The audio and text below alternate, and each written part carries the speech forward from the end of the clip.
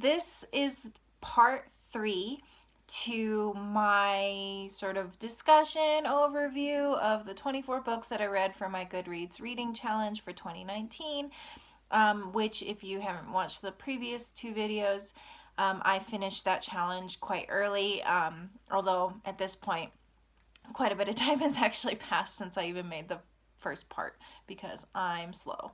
Anyway, so I just wanted to talk about the books that I gave 5 stars and are standouts as like my favorite books that I've read within those 24 books for the challenge. So the first one that I'm going to talk about is one that I don't own because I borrowed it from the library, and that is Six of Crows. So I often borrow YA books, YA fantasy from the library because I'm really picky about them, and I usually end up rating them kind of low. So I don't, if I'm unsure about a book, or if it's a series especially, I want to like read the first book from the library so I don't spend money on it. And then if I like it, I'll buy it, and then I'll buy the rest of them. And then if I didn't like it, I didn't waste any money on it. And I was very pleasantly surprised with Six of Crows because I usually give YA 3 stars, and if I particularly like it, usually 4 stars. So it's pretty rare for me to give a YA book 5 stars, which I did for Six of Crows. I've heard people complain, or not complain, but just like criticize about it being kind of slow paced, which I just disagree with that. I guess I don't, like, some people have said all the plot happens at the end, and I just disagree. I don't know. I guess maybe my definition of a plot is different, but maybe character development and the things that happen to create that character development. And I mean, they gotta go get Mateus from the place, and I don't want to spoil it, but basically I think there's plenty of plot. So that didn't bother me. I didn't think it was slow at all. And I just really liked it. I liked the unusual setting. I liked that it didn't rely on a lot of the tropes that YA tends to rely on. I really liked that there wasn't a stupid love triangle. I don't like love triangles. Someone showed me a love triangle that was like well done, and I will be impressed. But I don't like them. I think it kind of either doesn't give enough credit to women and their ability, because usually it's women who are in the middle of it, but it doesn't give enough credit to them and their ability to know what they want, or it just means that romance maybe shouldn't be there because there are more important things happening in the book, and she's busy. She's busy, yo. Let Katniss save the world, PETA. Anyway. But so Six of Crows, I really liked that Inej didn't need Kaz. I really loved that she had, she wasn't the sacrifice for their relationship. In fact, she refuses to be the sacrifice for their relationship. And I really appreciated that. I appreciated that she's kind of like, get yourself together, boy, and then we'll talk. And that she has her own sort of self-discovery through that. So my favorite characters are Inej tied with Nina, and I know a lot of people don't like Nina, and I don't really know why, but I really especially love Nina with Inej, not like as a couple, but just as friends. Like there's some scenes in that book where they are just talking, and they're just good friends, and they're so good to each other, and I think that that's so rare in books in general, but especially in YA, where you really get to see the friends support each other. And all of these people have gone through some horrible things in their history, and they all know that the other people have gone through those horrible things, and so they're very sympathetic. So yeah, I guess I loved the way that the characters interacted with each other. I liked the heist theory of it, although I didn't really consider it a heist, I guess. I know they're supposed to, well, I don't want to spoil it, but I wouldn't have called it a heist. But anyway, yeah, so I really liked it. But now I don't know if I should go and read Crooked Kingdom or if I should go and read the Grisha trilogy first, because the Grisha magic in it, obviously Six of Crows kind of assumes that you've read the Grisha trilogy and you know what the magic is. And so some people say you shouldn't read Six of Crows first. I personally, it didn't bother me. I was fine. I didn't need to know everything about the Grisha magic. But, you know, maybe it would be good for me to sort of read where it started from. So I might go back and read that and then reread Six of Crows and then do Crooked Kingdom. So you should let me know if you think I should read the Grisha trilogy first, or if I should just go ahead and read Crooked Kingdom, and then whether or not I should even read the Grisha trilogy at all, because I've heard it's not as good. Anyway, so that's Six of Crows. I would hold it up, but like I said, it was a library book. The next series that I want, or the next 5-star read that I want to talk about, takes a little bit of a setup. So as I've mentioned in the previous video, one of my favorite books of all time is called The Shadow of the Wind. And it's actually a 4-book series. And I read The Shadow of the Wind again. It's a reread for me. I read it in December of last year. So actually the second book in the series was like the first book I read as in the challenge for 2019. I'm just going to try and set it up a little bit for you. So it's set in Spain during the Spanish Civil War and fascism and all of that. There is a place called the Cemetery of Forgotten Books where a select few people get to go there and pick out a book. And that book they're supposed to protect for the rest of their lives.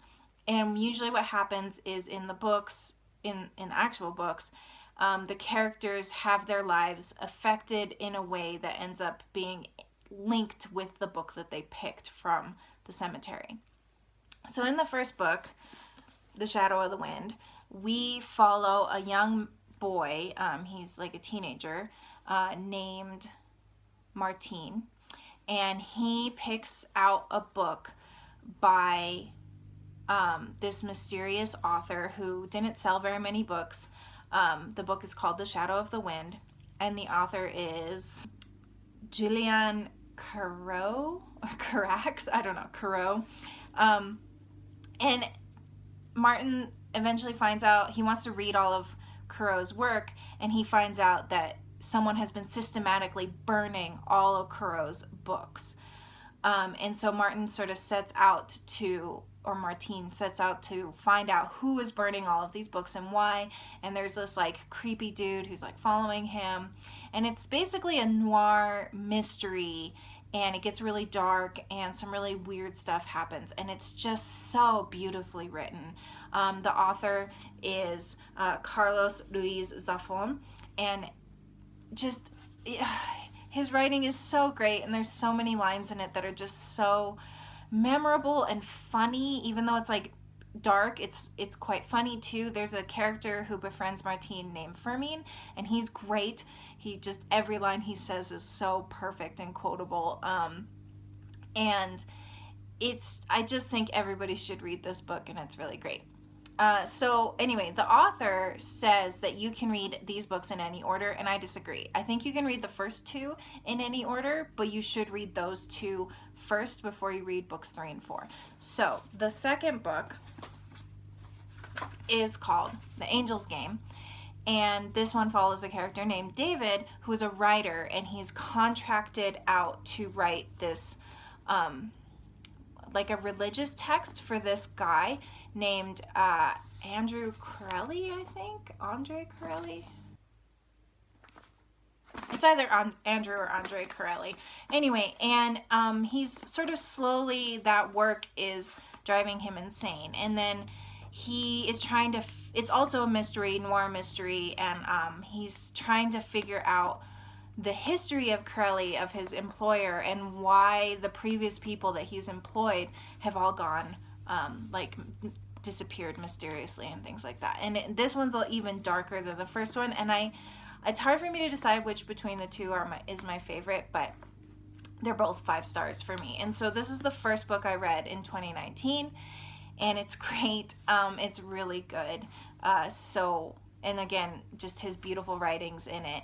Fermín is not in this one, but the characters in this book do have a relationship with Martine's family from the first book. And then later in the year, I also read the third book, which is The Prisoner of Heaven, and this one is a lot shorter. It's very quick read, and this follows Fermín during his time when he was he was a prisoner of war, and the horrible things that happened to him during that. And then this one, definitely you need to read the first two to care at all about anything that's going on in this book. So I'm not going to talk about it too much because it's spoilers, but it is also very good. Although I don't like it as much as the first two, and I think I gave it 4 stars. I could never give this series anything less than 4 stars, but I think I just wanted more of it, honestly. I mean, because a whole book of just Fermín is like great for me. And then the last book, which is like, look at this book. It's so heavy and it's really long. It's like 800 pages, and they're these really thin, like Bible pages almost. Anyway, it's called Labyrinth of the Ancients, and this book is sort of takes all the threads from the first 3 books and puts them together. And this book follows a girl named Alicia, and it's actually the first book with a female lead, which was really nice, and she's a badass. Like, she's freaking awesome. And it's hard to summarize because so much of it depends on the previous books. But basically, Alicia, basically Alicia gets hurt when she's quite young, and she gets separated from her parents during an air raid during the war. And she ends up being taken in and raised and eventually working for this mysterious part of the government that investigates and sometimes does the dirty work for the government. And she is contracted to find out what happened to a politician who went missing recently. And it all, again, murder, noir, mystery. It's really, really great. I gave it 4 stars because there's parts of it that it's very long, and I think there are parts that didn't need to be in there, and there were some parts that just didn't pan out in a very satisfying way. But that's like, it's just such a small part of the book that I honestly don't care that much. And otherwise it's a really great book, and it's probably the most atmospheric of all of them. But that's basically what this author does really well, is atmosphere. Like, God, I want to go to Spain after this. And that's impressive because it's about like the Civil War, which you'd think would make you not want to go there. But just, the way he talks about food and the way he like describes the buildings, and it just makes you feel like you're there. And you can actually take a tour. In one of the books, there's like a tour guide, and you can go to these places in real life and see where, like, sort of the scene, the setting of where these events happen. And I think that's really cool. So someday my husband and I are going to do this. My husband just finished this series, so this is something we love together, and it's really nice. Okay, the next book that I want to talk about is The Map of Salt and Stars by Jennifer Zainab Jokadar. I probably absolutely murdered that name. I'm sorry. This book it follows a young girl and her family. The girl's name is Noor, which means light, and it's set in Syria, and they moved there from the US. And so Noor is kind of having this weird double cultural identity crisis, where she was born in the US where she didn't really belong, but now she's gone back to Syria and she still doesn't belong. And then all of the bombings happen in Syria, which is causing the refugee crisis right now, and her family has to try and find sanctuary in Europe. And it's basically the story of their horrible, terrifying journey to stay together and find safety. And it's really beautifully written. It's also very atmospheric. The main character has, I think it's called synesthesia, where like the things that you hear, like you can see them as colors and things like that. And so it's a really interesting perspective to follow, to see how she sort of is perceiving the war happening around her and the beautiful things happening around her every once in a while, and seeing it in that like sort of color focused, unusual way. It's very touching. I definitely cried. It's definitely a heavy book, so like if that's not your thing, I don't know, move on. But I highly recommend this, 5 stars. Um, it's really important to read, I think, these kinds of things during the the time of crisis when they're happening, so that you can sympathize at least with what these people are going through and why they need help, why we shouldn't turn them away when they're just trying to survive. So, very important book. The next 5 star read that I want to talk about is called The Bird King, and it's by G. Willow Wilson, who also wrote another book that I also really, really liked called Alif the Unseen. And she also is the current writer for Wonder Woman, the comics, I think. She's a converted Muslim, and this book is about a concubine in the Sultan's castle. It's set in Granada, which is like a part of Spain when Spain was still Islam controlled, and it's like when the Inquisition from like Christianity is coming and killing a bunch of people, and she has to flee from the Inquisition, and in order to save her friend, who is a map maker, and her friend has this special ability where he can draw a map and change the things on the map, and that will change the physical landscape. And so she teams up with her friend the map maker and also a jinn, and to escape from the Inquisition. And they're trying to get to this island where the Bird King rules. And it's just like a myth, this island, but they want to see if they can get there. I love this book. It's so pretty. The main character is one of the best main characters that I've ever read, because I think a lot of main characters end up being kind of like generic and just like generically strong and generically brave. I don't know, but she just has so much personality, and her and her friendship with the map maker is so beautiful because they love each other so much, but also he's gay. And I just think that that's so amazing to like see a relationship where love, not even platonic love, like it's love, but it's not like a sexual love. Like it's hard to explain. It's more than friendship, but it's not sexual. And it's just so touching to see. And then the jinn in it is really funny, and he's also the same jinn that's in Alif the Unseen, but this is like set way earlier in history, and I think it's really cool to have that connection between this and another book. And it's just very atmospheric. The mythology is really cool, and it's unlike any book I've ever read. Like the plot is unlike any book I've ever read, and I don't want to spoil it too much because you should go into it kind of not knowing too much. But I just really recommend this book, and I also recommend Alif the Unseen because they're both very, very good.